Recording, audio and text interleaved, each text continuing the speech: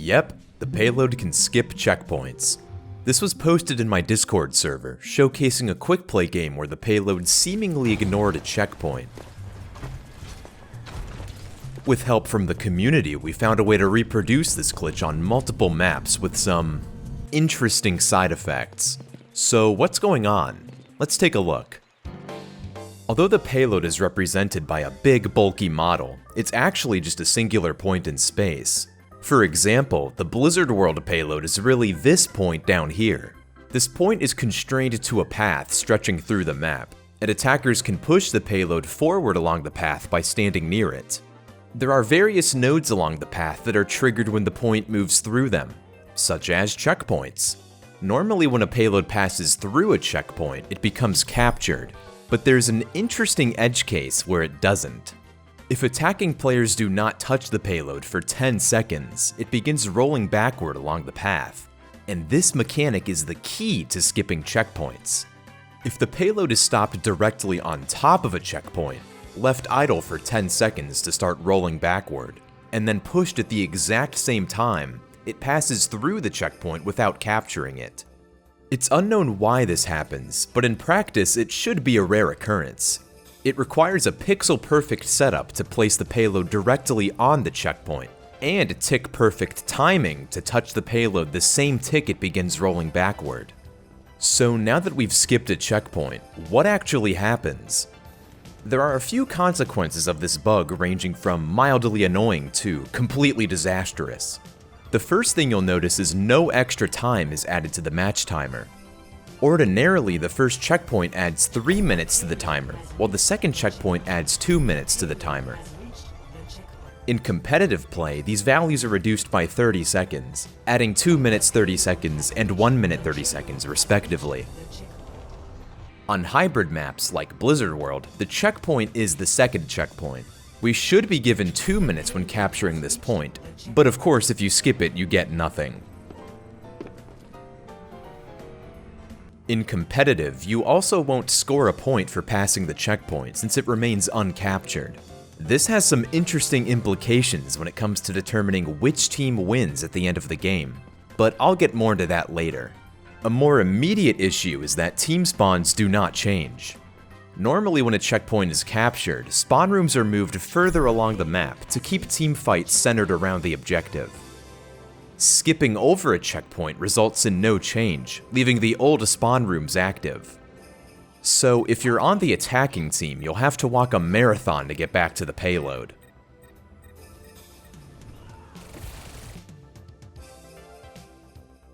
Meanwhile, defenders spawn right next to it.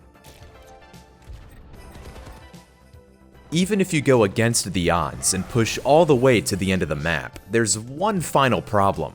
You literally can't win. The final point can't be captured if any preceding checkpoints are left uncaptured.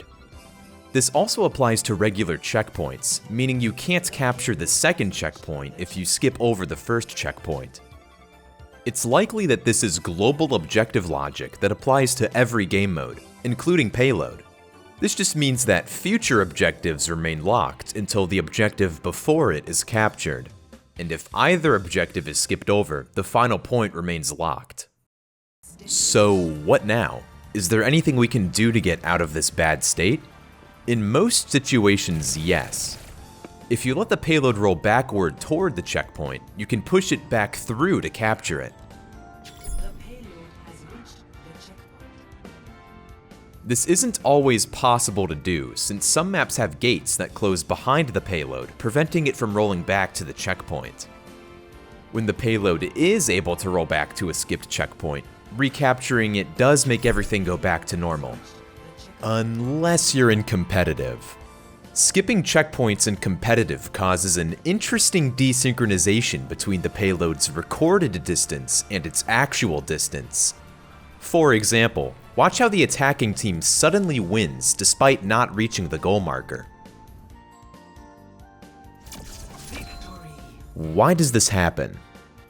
Although the goal marker is based on the farthest distance the payload has been pushed, competitive scoring is based on the recorded distance. At first, these values are identical, but that is changed by checkpoints. Checkpoints cause the recorded distance to reset to 0, tracking the distance pushed since the last checkpoint. By skipping a checkpoint, this reset doesn't happen, allowing any distance pushed beyond the checkpoint to be added to the recorded distance.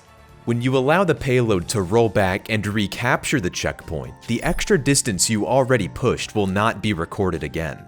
To put it shortly, this section of the path no longer counts towards the recorded distance, causing a desync between the goal marker and the actual goal.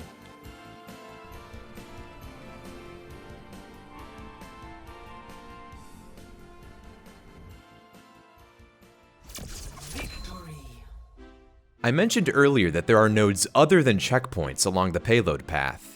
Most of these extra nodes control scripted sequences, like opening or closing a gate.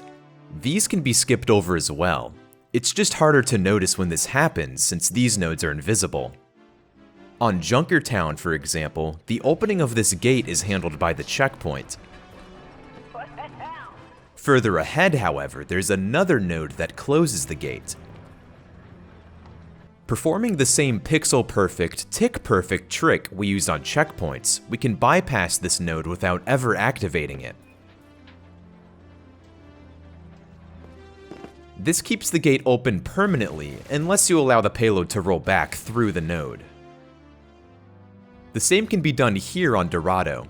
Skipping the node that opens this gate causes the payload to smash into it, which isn't really useful. Considering how precise the setup is to perform this bug, I'm genuinely surprised it happened in a real game. Perhaps given an infinite number of Overwatch matches, every possible bug is bound to happen eventually.